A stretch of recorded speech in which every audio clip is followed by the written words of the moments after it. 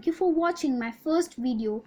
Trapala owned cat furs, illustrated and wrote book Ghost Pirate Treasure. Let's continue the first chapter, A Difficult Night. Billy Squeakspeare was having another restless night. Every time he was about to doze off, one of the 13 ghosts of Squeakspeare Mansion would burst in with some ridiculous excuse. At midnight, Miss Dustmop, the ghost housekeeper, threw open the door. "This room needs a little extra dust. I will take care of it," she said happily. A moment later, Bob Woodmouse, the ghost carpenter, floated in. "This isn't deep enough," he said, opening a desk drawer. "I will make it deeper."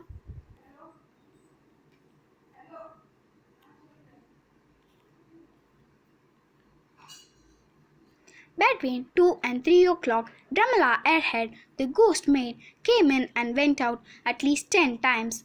"I can't find my glasses. They must be here somewhere," she said. She finally found them under Billy's pillow.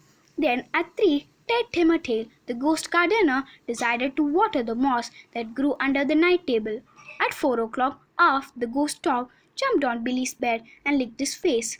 Billy was almost always grateful for Arf's attention, but not in the middle of the night. "Thank you, Arf, thank you," he said with a yawn. "Now let me sleep." Arf seemed to be understanding.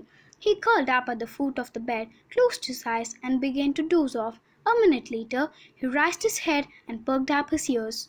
"Grrr!" he growled. He was facing the yard. Billy tried to calm him down. "Be a good boy, Arf," he said. "There's nobody there. Nobody." But Arf ran to the window. He barked and barked and barked. "Oof! Oof! Oof!" Billy got up and looked out of the window. In the darkness of the night, the yard seemed to be peaceful and quiet. He went back to bed, but oof, oof, oof. "Arf, please be quiet," Billy pleaded. In desperation, he tossed some items in Arf's direction to get his attention. A copy of Blue Cheese and a Blue Heart, the new book he was writing, an old raggedy slipper, an alarm clock, a smelly sock. But Arf just kept barking and barking. Billy put a pillow over his ears and tried to sleep. Finally, the first timid rays of sunlight appeared over the tops of the mountains of the Mangi Eti, jumped onto the Ransirat River, and bounced into Billy's pillow. Billy sighed with relief. "It's about time," he exclaimed. "Now my ghosts can all go to sleep, even the dog." Billy snuggled under the covers hoping to get just a few hours of sleep. He scratched his nose, closed his eyes, and was about to drift off when vroom, vroom, vroom! He sat up listening. Outside, an engine was starting and stopping and then starting again. Who would be here so early? Billy asked himself worriedly. He went to the window to see who was driving to his house at the crack of dawn. Instead, he saw a yard full of holes. "What?" he stammered. Someone had dug big, deep holes all over his yard.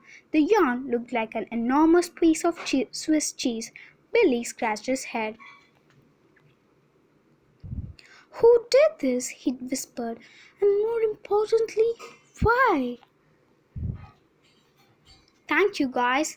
I wish you really enjoyed the video. We will put the next video soon. Do you know about the one about the pirate? Bye bye. Please subscribe our channel.